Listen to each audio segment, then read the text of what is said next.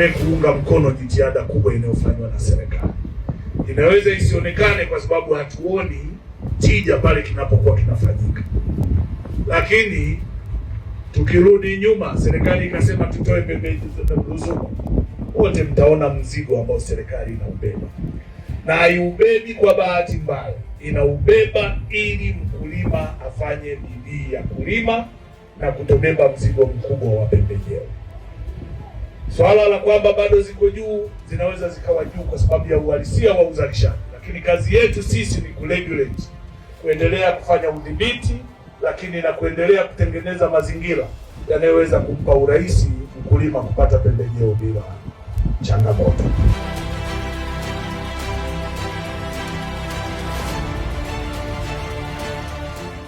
Naeleza masoko yaliyopo Morogoro, Iringa, Dar es Salaam na maeneo mengine, lakini nimeeleza soko lililopo Zambia, Malawi na Kongo.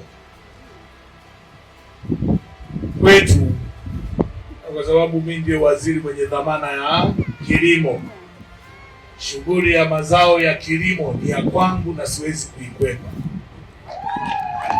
na nina wajibu nayo.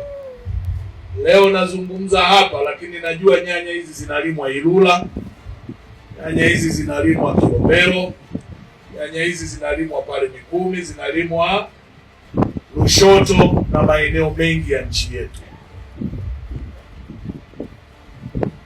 Ni lazima sasa wizara yetu ya kilimo tukae mkao wa kujua kwamba hii ni sehemu ya wajibu wetu wa msingi wa kuratibu kuanzia shamba mpaka sokoni. Sisi tutalifanya hilo, siwe na wasiwasi. Nimemsikiliza mama ambaye anasafirisha zile nyanya pale, alikuwa anatuonyesha kupeleka Kongo, ameeleza hatua anazopitia, na sisi lazima tubebe wajibu wa kuhakikisha tunashiriki kwenye hizo hatua ili kuongeza tija. Kwetu sisi biashara inayoenda nje ni biashara muhimu kwa sababu inatuletea fedha ya kigeni. Iwe kubwa iwe ndogo, kwa kuifanya iwe kubwa ni sisi. Kwa hiyo msipate shida. Hilo nimelichukua, tutaenda kuweka sawa mambo, tutaona matokeo. Lakini kwenye upande wa soko, naeleza kuhusu miundombinu. Kwa tunazungumza na mheshimiwa mkuu wa wilaya, ngoja tukajifunze.